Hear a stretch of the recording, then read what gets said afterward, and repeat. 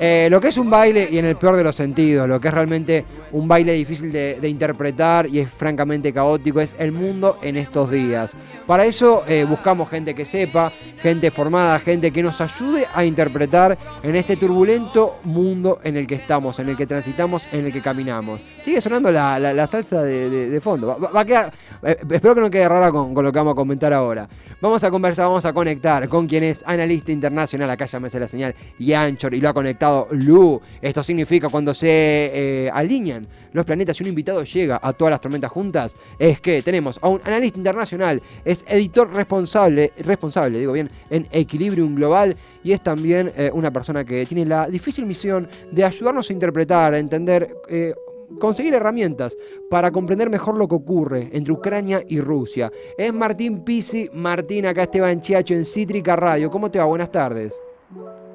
Hola Esteban, ¿cómo estás? ¿Me escuchas bien? Te escucho perfecto, fuerte y claro. Gracias por hacerte Perfecto. el rato para conversar. Martín, es un placer. Arranco por una de las últimas novedades que surgió, y vos llevalo por donde más quieras, porque es un tema, lo sabés mejor que yo, complejo, amplio, histórico. Leíamos esta intención, esta transparentización de la intención de Putin de descabezar al gobierno ucraniano, que ha tildado de, creo que de neonazi y drogadictos, habían tirado esa frase. Y esta línea... Pandilla de neonazis y drogadictos, así lo digo. Eso. Aún así, eso mismo. Y esta Sí. línea que le tiró a los milicos ucranianos como para que tomen el poder por su cuenta. ¿Cómo interpretas esto? ¿Es el principio del fin? ¿Es una continuación? ¿Cómo te tomo esta frase de Putin?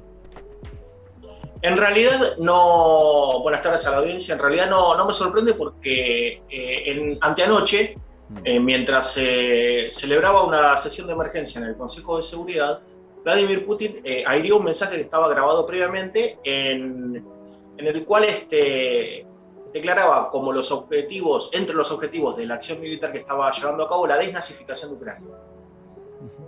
Esto se leyó, digamos, en una clave bastante más amplia, ¿no? Como si fuera de repente a buscar simpatizantes fascistas, neofascistas, casa por casa, al estilo invasión estadounidense a Irak en 2003. Los paralelismos son varios, ya me voy a referir a ellos. Es como si se podría haber interpretado de esa manera, como si fuera ir casa por casa o tuviese información de inteligencia diciendo fulano es neonazi, mengano es neonazi, y no sé, lo fuesen a llevar. Obviamente no es el estilo de las acciones militares rusas que hemos visto en este siglo, ¿no? Se parece bastante más a, por ejemplo, lo que ocurrió en Abjasia, en Osetia del Sur, perdón, sí, Abjasia, bien digo, en Abjasia y Osetia del Sur, me estaba tratando de acordar el nombre en georgiano. Takiyashvili. Una acción militar, digamos, de tipo sorpresiva, de tipo golpe de mano, destinada a satisfacer objetivos que, dentro de lo que es la teoría militar, digamos, para una potencia como Rusia se aprecian limitados, pero para la escala ucraniana es una guerra total. En este caso, las fuerzas rusas han avanzado, digamos, en lo que normalmente se llama un movimiento de pinzas, han avanzado por la región del Donbass, que es la región supuestamente realmente objeto de disputa originalmente, o sea, para la protección entre comillas, de la minoría rusoparlante residente en la zona, pero también con la colaboración de Bielorrusia, tanto en el permitir el paso de territorio como aparentemente en la facilitación de hombres y medios militares a atacar por el norte, a atacar por la región de Chernobyl, para que la audiencia se ubique. De hecho, ya tomaron Chernobyl. E incluso el primer movimiento, digamos, entre los primeros ataques, hubo ataques aéreos con misiles y con artillería de largo alcance. Se habló incluso de misiles hipersónicos que golpearon incluso las regiones ucranianas más alejadas de la frontera con Rusia, desde la ciudad de Odessa, que es limítrofe próxima, mejor dicho, a Ucrania y Moldavia, a Rumania y Moldavia, hacia incluso ciudades ubicadas ya prácticamente en la frontera con Hungría y con Polonia. Esto hizo que esto y más evidente información de inteligencia previa que tenían recolectada, hicieron que el primer movimiento sea terrible para Ucrania. Se atacaron todos los aeródromos, se atacaron muchísimos depósitos de armamento y munición, digamos, localizados precisamente, digamos, con coordenadas de latitud y longitud para poder programar los GPS de los misiles, porque tienen esa tecnología, y que el ataque sea absolutamente efectivo. Claro. En la primera noche, lamentablemente para los ucranianos, la Fuerza Aérea Ucraniana ya quedó fuera de combate.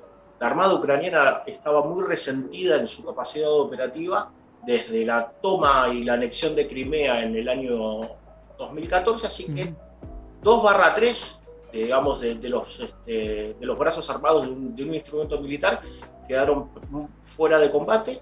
No así la infantería, no así el combate, digamos, a pie. La primera imagen que tenemos de la guerra, de soldados intercambiando disparos entre sí, si bien el avance de, digamos, el uso de lanzacohetes de acción múltiple y el uso de caballería fue, digamos, lo que se llama caballería hoy en día, no al hombre atacando en un caballo, sino a su versión mecánica, ¿no? Al ataque con tanques, al ataque con vehículos de tipo todoterreno artillados. Eso, digamos, si bien se vio la infantería, digamos, el soldado de a pie ucraniano está combatiendo con fiereza. Solamente se ha reportado la deserción de un piloto de un avión Su-27 que aterrizó en Rumania y fue neutralizado por las fuerzas aéreas de ese país. Pero todavía el conflicto no está acabado, digamos. El ejército y tanto reservistas como incluso voluntarios, voluntarios, están resistiendo. Incluso en ciudades como Kharkiv, que es la segunda ciudad de Ucrania, se está combatiendo muy intensamente, y lo que podía llegar a parecer esa primera noche como un golpe de mano rapidísimo, relámpago, voraz y súper contundente, no estaría siendo tan así. Reitero, la capacidad de combate de las Fuerzas Armadas ucranianas quedó muy, muy resentida, pero no está... todavía, digamos, sigue presentando batalla. Claro. Y el gobierno ucraniano sigue en funciones y sigue en pie. El gobierno no se fue del país ni se fue de la capital.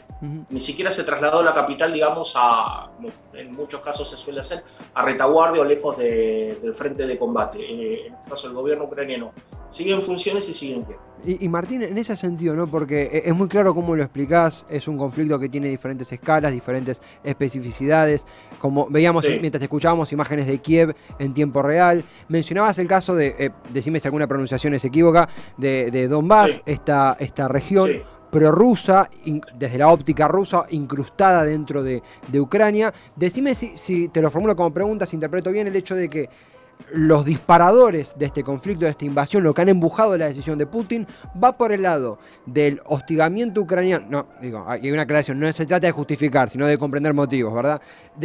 Estamos explicándose. Claro, totalmente.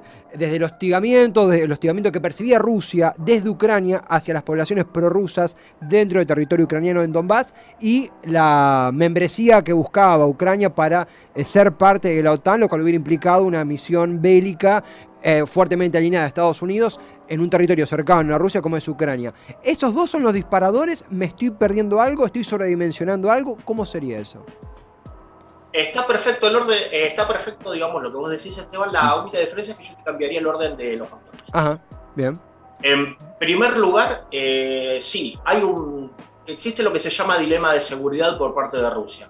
Es un concepto que manejamos en relaciones internacionales y se explica sucintamente como que la tranquilidad de uno o la fortaleza de uno redunda en la intranquilidad del vecino, ¿no?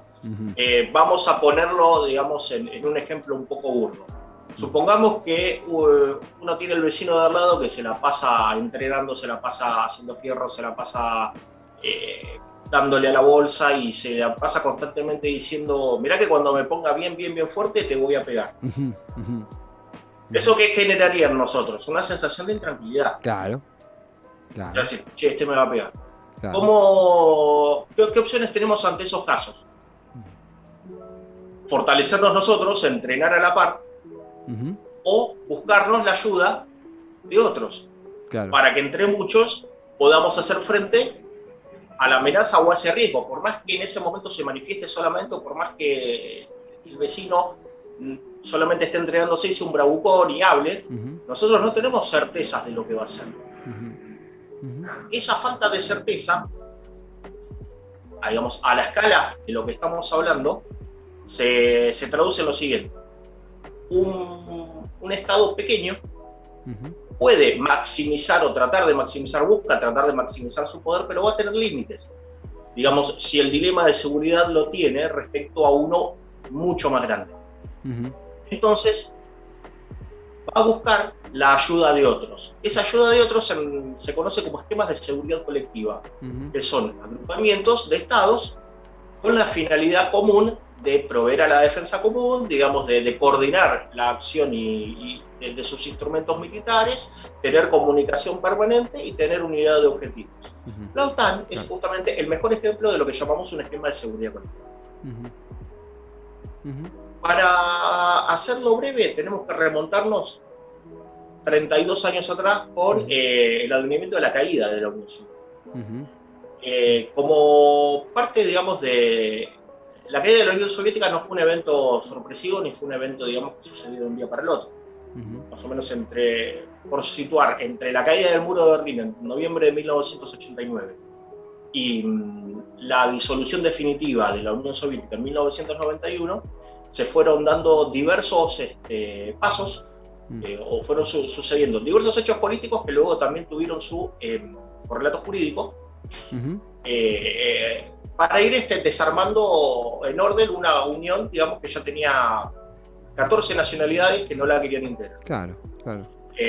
Tanto primero la independencia de los 3 estados bálticos y después la posterior independencia de los demás por fuera de Rusia. Claro. Entre esos pasos y entre esas negociaciones hubo aparentemente una promesa realizada por George Bush de que la OTAN no se iba a expandir, una promesa hecha por Bush a Gorbachev y reafirmada por Clinton a Yeltsin. Bush padre. Entonces, Bush padre, claro. George Evan Walker Bush. Claro, hablamos... Presidente, 1990. Claro, comienzo de los 90. Claro. Exactamente. De que la OTAN no se iba a expandir más allá, digamos, de las fronteras actuales que tenía en ese momento, ¿no? Habiéndose Alemania reunificado. Claro. Esto no fueron promesas, digamos, hechas en el marco de negociaciones diplomáticas, es lo que dice Rusia, que las promesas se hicieron. Pero la acción estadounidense fue el contrario. Esos países de Europa del Este que salieron de un esquema de seguridad como era el Pacto de Varsovia, que era el esquema de seguridad colectiva opuesto a la OTAN, nacido, digamos, para oponerse a la OTAN, digamos, en respuesta al dilema de seguridad planteado por la existencia de la OTAN. Esos países como por ejemplo Polonia, República Checa, Hungría, los estados bálticos, se fueron sumando paulatinamente a la alianza, y esto empezó a generar una sensación de intranquilidad en Rusia, es lo que Rusia explica. O sea, el avance de la OTAN nosotros lo tomamos, y lo vienen diciendo en realidad hace muchos años, reitero, no estamos justificando las acciones, sino estamos intentando explicar por qué se llegó a esta situación, ¿no? Digamos, el posterior avance de la OTAN sobre estos estados que originariamente pertenecían a otro esquema de seguridad colectiva, generaron en Rusia esta sensación de intranquilidad. Se comenzó a reclamar del lado ruso por un cese, digamos, de la ampliación de la OTAN.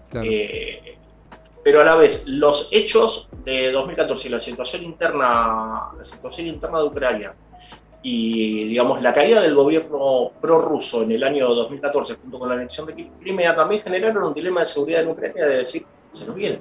Claro.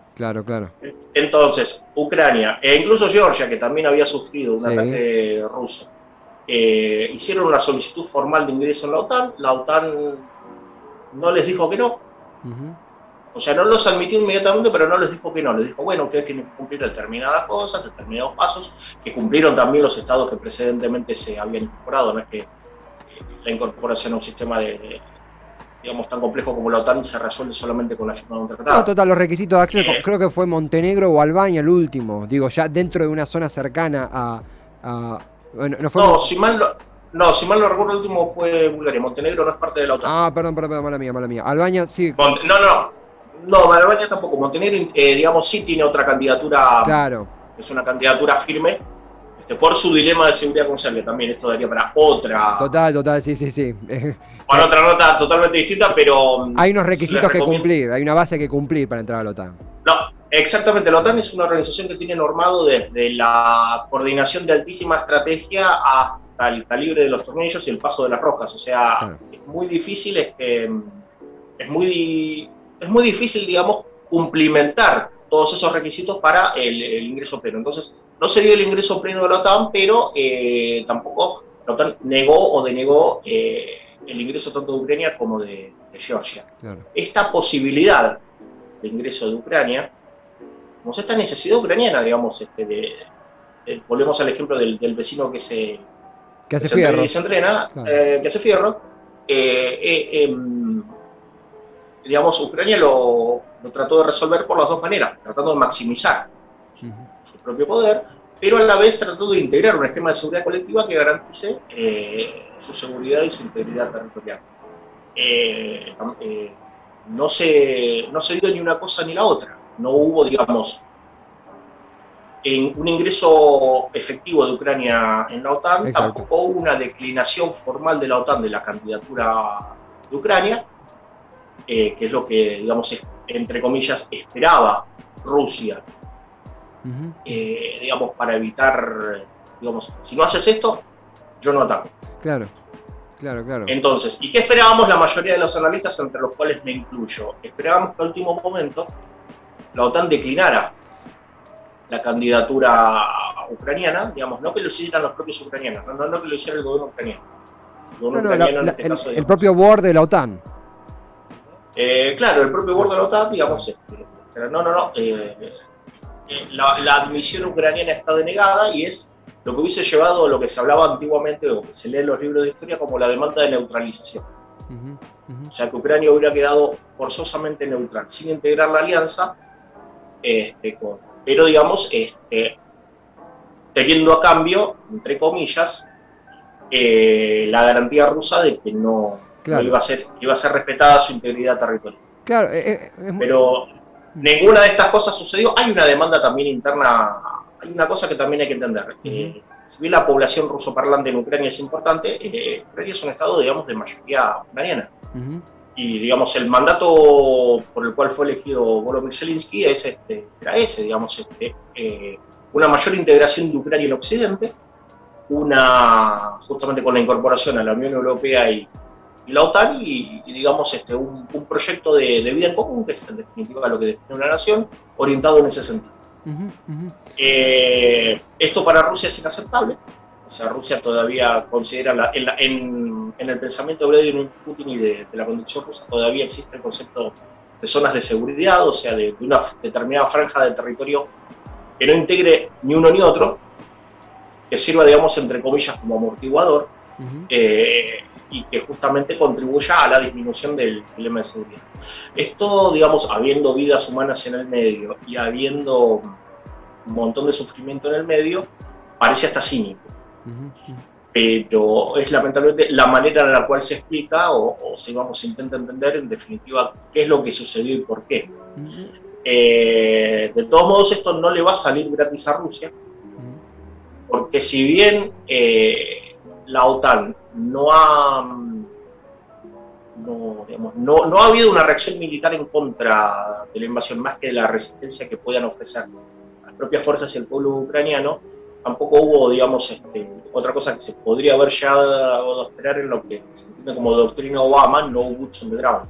La intervención militar, digamos, sin el despliegue de soldados en el terreno, pero a través de la colaboración, digamos, de fuerzas aéreas o de ataque con misiles balísticos o de fuerzas navales a distancia. En ese sentido, pero consultarte, porque, a ver, es un tópico que sintetizarlo requiere talento, sintetizarlo requiere conocimiento, es lo que te escucho atentamente porque es un tema que uno lo escucha literalmente, lo charla ya entre amigos, lo charla ya entre familiares, y hay más incógnitas que certezas, por eso estas charlas nos dan herramientas para poder abordarlo. Y en ese sentido, algo que leía, como dos, no sé si dos campanas, pero sí dos bases en la posición del presidente ucraniano, es por un lado lo que mencionó ayer, lo leíamos de DW, pero es una noticia ya global, en torno a esta soledad de Ucrania en el combate, esta soledad de Ucrania a la hora de abordar la ofensiva rusa, una contraofensiva en solitario, ante el deseo del gobierno ucraniano de contar con más apoyo logístico, imaginemos que más apoyo bélico, más allá de las sanciones comerciales, y al mismo tiempo las sanciones comerciales como una especie de último escalón, de última solución en conjunto sobre los componentes involucrados para atenuar la ofensiva rusa sin caer en una intervención militar que nos llevaría a otra escala de guerra. Sé que esto también da para charlas mucho más extensas, pero como nos quedan unos minutos, consultarte, ¿qué opinás de los comentarios de Zelensky desde Ucrania en torno a la soledad en el combate de su nación? Y por otro lado, si las sanciones económicas, más allá de ser vistas como tibias o insuficientes, son una especie de anticuerpo o última barrera antes de entrar en algo mucho más destructivo de lo que ya es ahora. Vos sabés, Esteban, que, a ver, justo me llamaron, sonó el teléfono. Tranqui. Escuché la última parte de la pregunta. Tranqui. No, respondiendo a la primera parte, Ucrania tenía firmes esperanzas de ingreso en la OTAN. Evidentemente, el tono de las promesas era digamos, el suficiente como para que Ucrania tuviese una esperanza racional y lógica, no una mera ilusión, de integrar la alianza. Ucrania percibía que necesitaba integrar la alianza y las respuestas que se daban desde el seno de la OTAN iban en ese sentido. No como una esperanza vana, sino como que, bueno, tenemos que dar los pasos necesarios para poder ajustarnos a los requerimientos de esta organización y poder ingresar como lo hicieron Polonia, República Checa, Hungría, Lituania y Estonia. O sea, claro, no era una esperanza vana. Entonces, los comentarios de Zelensky van en el sentido de esa desilusión. O sea, el gobierno de Zelensky, el gobierno ucraniano, jugó todo por el todo y jugó transparentemente, porque esto no era un objetivo, digamos, tras bambalinas.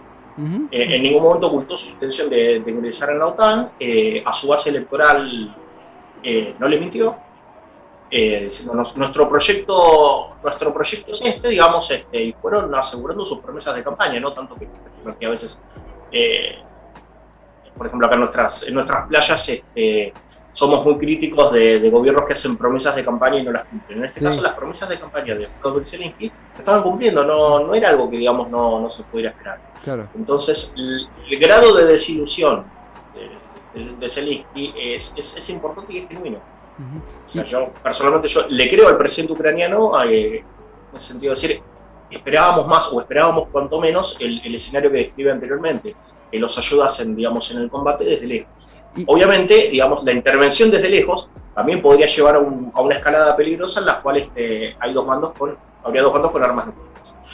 Respecto a la efectividad de las sanciones se discute mucho, pero algunos dicen que son ineficientes, otros creemos que pueden no tener efecto inmediato, pero pueden tener un efecto a largo plazo, ¿no? Desde, por ejemplo, el ingreso de divisas, porque, a ver, la guerra el gasto militar es un gasto. O sea, todo lo que el dinero que se destina al instrumento militar se denomina precisamente gasto. Algunos lo van a decir inversión, porque digamos, da tranquilidad, digamos, ofrece bienes públicos, digamos, no monetizables, claro, ¿no? Como por ejemplo la tranquilidad de los estudiantes. Claro. Pero ese dinero de algún lado tiene que salir. Claro. Entonces, digamos, las sanciones respecto a las principales exportaciones rusas podrían hacerlo necesitar de nuevos mercados.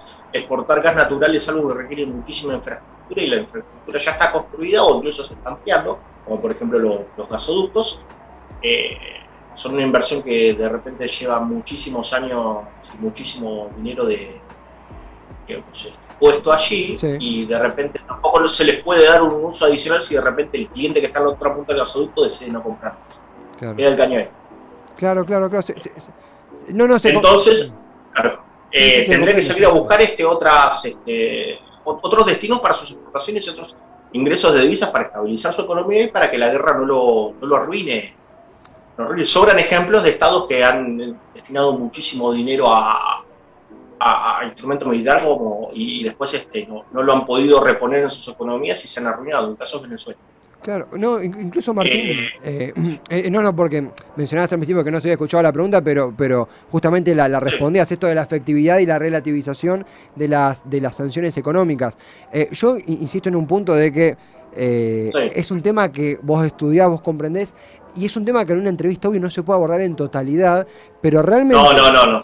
No, pero sin esta charla, o sea, sin un montón de elementos y agentes que vos incorporaste, nosotros teníamos un análisis insuficiente, y lo digo realmente, hasta que vos ingresaste al vivo.